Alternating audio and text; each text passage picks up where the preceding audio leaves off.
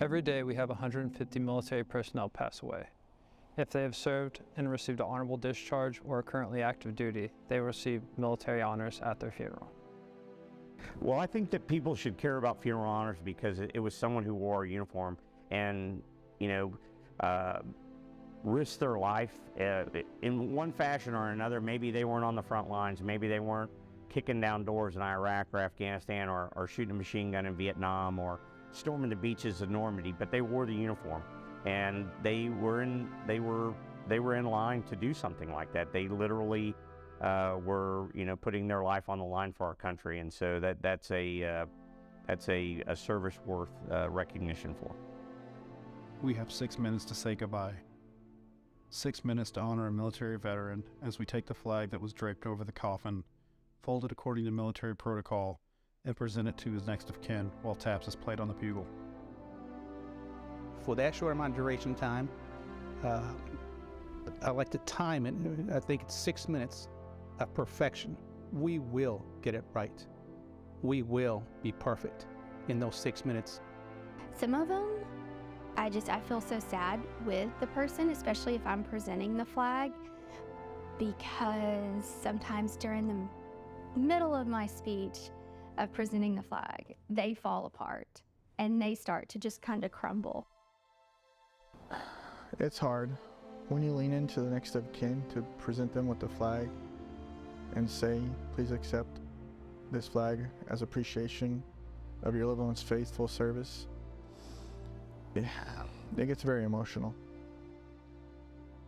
Actually, the impossible, I know we've kind of pulled off before.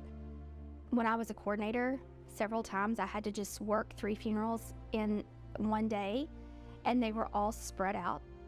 You would drive to one, then you don't have time to spare, 2 hours drive to another funeral, another hour drive to the other funeral. So if that's what it takes to get it done, then that's just what you do. I average almost 300 funerals a year. This is almost like my full-time duty. I would do this 7 days a week if I could.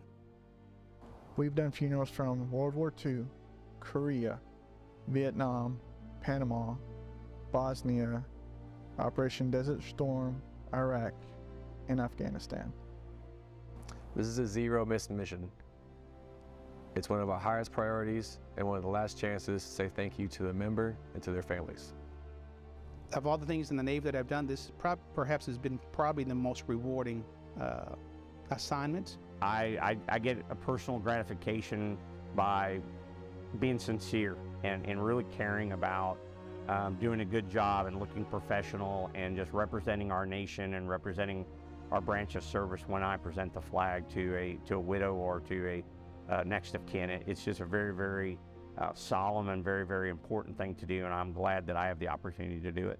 It's the opportunity to say thank you on behalf of the President, on behalf of the Navy, and on behalf of the nation, to a person who's saying goodbye.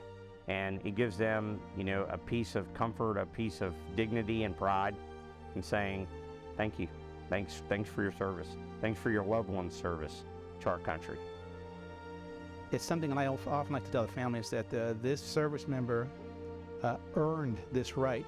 He did his part for our country, and now we're doing a part. He was there for us, and now we're here for him. I would say it's very humbling to do this. It's an honor. Not very many people outside the family, not even really some of the family members, know what we go through in the military. And as part of the Funeral Honors program, we are the last connection to the military that family has. So we strive to be as perfect as we can be to ensure that we leave a great last impression on the family members. Ready, 2, aim, fire. Ready, 2, aim, fire. Ready, 2, aim, fire. Resets. Arms.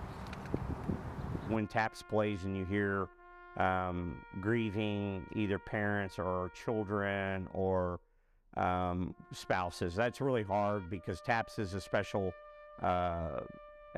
sound, and it means a special thing to a service member. This is our way of thanking him, of honoring him for everything he did. No matter how big, how small, he did his part. He earned this funeral. And that's why we're here.